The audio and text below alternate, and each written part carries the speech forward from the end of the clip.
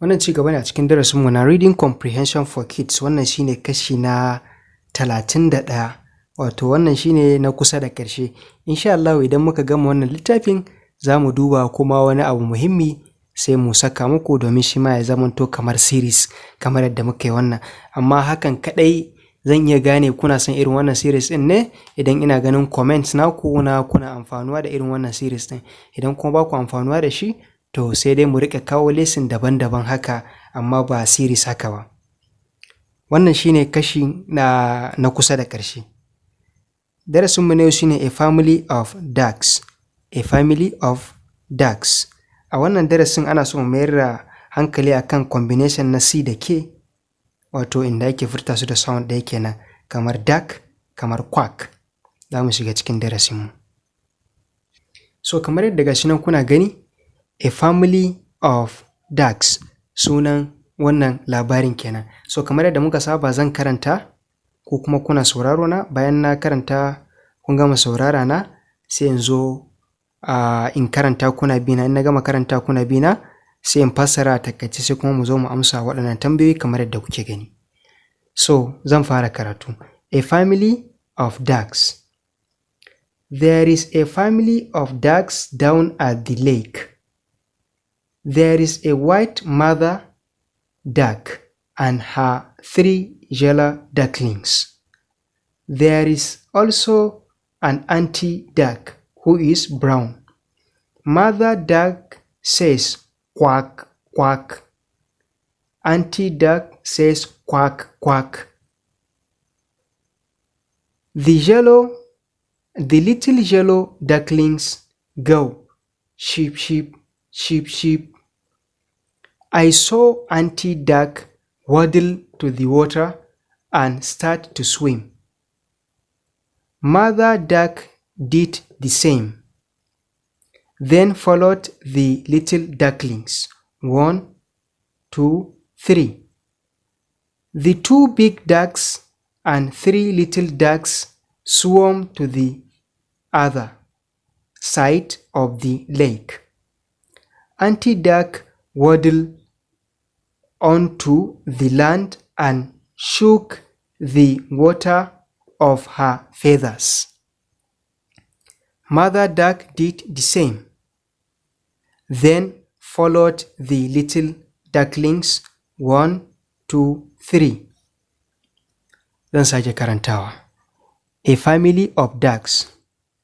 There is a family of ducks down at the lake.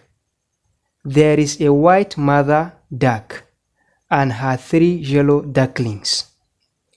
There is also an auntie duck who is brown. Mother duck says quack, quack. Auntie duck says quack, quack. The little yellow ducklings go cheep, cheep, cheep, cheep. I saw Auntie Duck waddle to the water and start to swim. Mother Duck did the same. Then followed the little ducklings.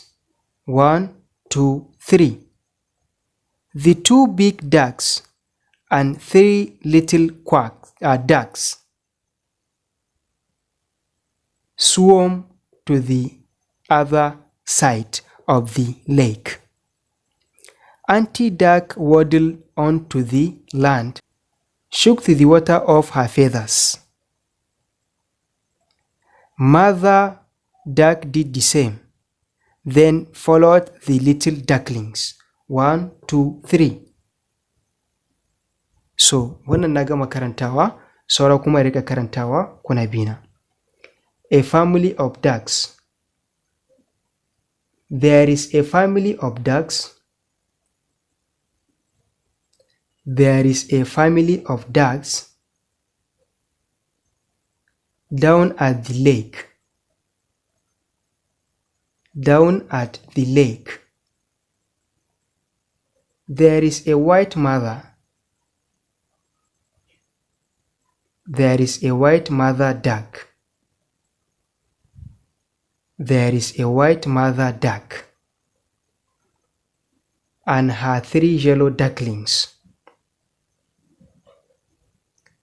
and her 3 yellow ducklings.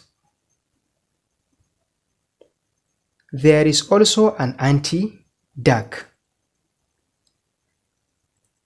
There is also an auntie duck. Who is brown? Who is brown? Mother duck says. Mother duck says. Quack, quack. Auntie duck says.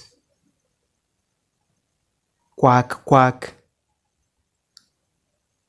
The little yellow ducklings go. The little yellow ducklings go. Cheep, cheep, cheep, cheep. I saw auntie duck. I saw auntie duck waddle to the water. Waddle to the water and start to swim. And start to swim. Mother duck did the same. Mother duck did the same. Then followed the little ducklings. Then followed the little ducklings. 1, 2, 3. 1, 2, 3. The 2 big ducks. The 2 big ducks and 3 little ducks. And 3 little ducks swam to the other side. Swam to the other side of the lake. Of the lake. Auntie duck waddled. Auntie duck waddled on to the land. On to the land and shook the water off. And shook the water off her feathers. Her feathers. Mother duck did the same. Mother duck did the same. Then followed the little ducklings. Then followed the little ducklings. 1, 2, 3. So wannan mun gama karantawa tare, saura kuma in fassara mana takaice sai mu amsa tambayoyin nan da muke gani. Zan fara fassarawa. A family of ducks. Zuri'ar agwagwa. There is a family of ducks. Akwai wata zuri'a ta agwagwa down at the lake. A kogi. Wato a gefen kogi, a ƙasan kogi akwai wani zuri'a na agwagwa. Wato ba a cikin kogi a ƙasa ba, a gefen kogi.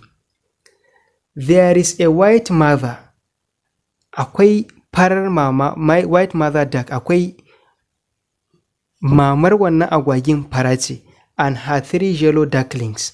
Sannan kuma ‘ya'yanta guda 3 ne, su kuma launinsu shine ruwan ɗorawa, yellow kenan.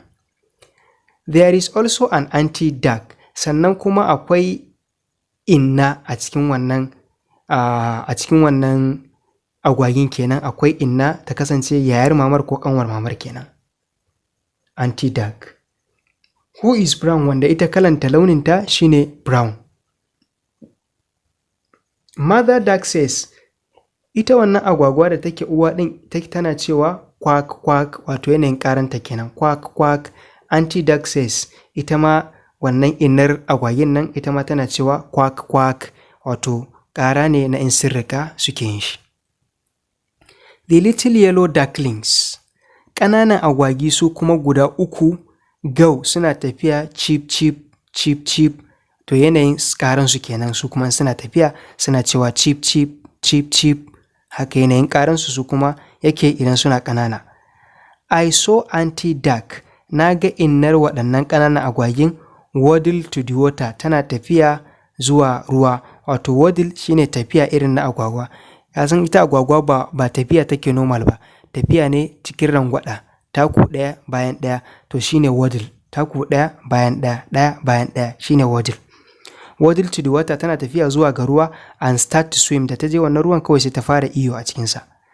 Mother duck did the same, ita ma wannan mamar agwagin sai ta yi irin wanda auntie duck din ta yi, irin abin da ta yi, ita ma ta fara tafiya, ta je ta fada cikin ruwa ta fara iyo. Then followed the little ducklings, sannan waɗannan ƙananan agwagi, waɗannan 'ya'yan su ma suka bi iyayensu cikin ruwan 1 2 3, suka bi su ɗaya bayan ɗaya, ɗaya biyu uku duka suka shiga. The two big ducks, manyan agwagin guda biyu, and 3 little ducklings, da kuma ƙananan agwagi guda uku, swam to the other side of the lake, sai suka yi iyo zuwa ɗaya gefen kogin, wato sun tashi daga nan gefen suka koma can gefen. Auntie duck waddled onto the land, sai ita wannan innar ƙananan agwagin ta fita ta tattaka zuwa waje, and shook the water off her feathers, sai ta girgiza wannan ruwan da wato fuka-fukinta, ta fita sai ta buga fuka-fukinta a cikin ruwan, wato ta karkaɗe ruwan jikinta kenan sai ta fita.